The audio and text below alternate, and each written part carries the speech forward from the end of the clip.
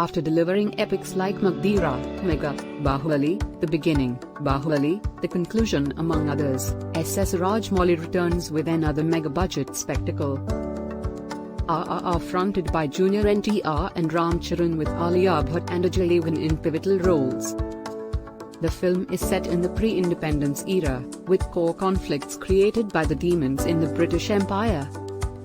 The filmmaker takes his thread from two real-life characters, Alluri Sitarama Rajaram Charan and Komaram Bhim. Junior NTR and weaves a fiction tale around the lives of these two freedom fighters. He creates visuals that one has never experienced on the big screen as far as Indian cinema is concerned. He manages to build drama that draws a little inspiration from Manmohan Desai, Ramesh Sippy, and Kader Khan world of cinema, and spins it around with his own larger-than-life vision, giving it a distinct identity. Rajamauli and his writer-father, K.V. Vijayendra Prasad, don't take long to get to the core conflict, as minutes into the film, you find yourself invested in the story. Within the first 25 minutes, Rajamauli builds up his plot as also the mindset of two characters. From there on, the narrative is loaded with dramatic, comic and action sequences, one after the other, padded with some breathtaking cinematography that doesn't even let you take your eyes off the screen for a single second. Every frame spells grandeur, and the intermission block is certainly the best that one would witness on the big screen in Indian cinema. While one often finds reference points to the action sequences executed in Indian films, for RRR, every frame and every stunt choreographed has zero reference, as it seems to have been conceptualized in Rajamouli's brain and executed by his action crew. The first half is an edge-of-the-seat drama, setting up for the base for the premise to explode in the post-interval sequences.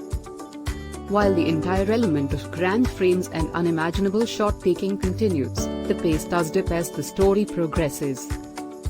And if not for the direction of Rajamauli and the ability of his father to crack the dramatic highs, RRR would have been an ordinary affair, rather a below-par product. The relatively weak conflict starts to reflect in the second half, and even the sequences tend to get repetitive. While the post-interval scene starts on a promising note with Ajay Devgn's chapter, it dips in the episodes post that. But as they say, just when you start underestimating the master, he is there to surprise you. Rajamauli elevates the entire impact of the second half with a finale that's bound to go down in the history books as one of the most thrilling action sequences in a jungle. The presentation of Charan and NTR in the final 25 minutes is something that would be a dream for any actor. It's the finale that gets the film back to the high points that it left us with consistently in the first half. You are on a trip to Rajamouli's world of escapist cinema, letting the feeling of watching an Indian film of this standard sink in the initial few frames, but it's later in the narrative that you realize the void of a strong antagonist. The second half called for a conflict to go even larger with a strong villain, but surprisingly, the maker who gave us Bhulnal doesn't have a strong negative track in RRR. Talking of editing, the film could have been shorter by around 15 minutes, as it rests on a simplistic plot without many complications in the narrative. The action design in the film has a strong story running in the backdrop, and even when the protagonists are fighting, you are on the edge of your seat as that's supported by a strong drama. The stunts are, no doubt, the best ever for Indian cinema, but it's the drama that elevates the sheer impact of the visuals on screen, especially in the first half. Talking of performance, the two leads, Junior NTR and Charan, carry the film on their shoulders and justify Rajamouli's vision of presenting them as water and fire. Junior NTR roars like a young tiger, whereas Charan carries his character with utmost grace, bringing in the aspect of the calm before the storm in his eyes. However, it's Junior NTR who has a slight edge over Charan, as his character has better scope to perform.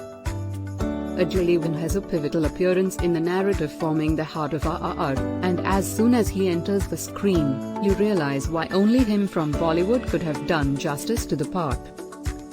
Alia Bhatt too has a short appearance in the film as Ram Charan's love interest, Sita. However, her talent is left unexplored here with generic character in the second half, and a limited screen time. All in all, RRR celebrates Indian cinema in all its glory. SS Rajamauli brings in his own vision of creating big canvas drama with all the larger-than-life action around the routine tale of friendship.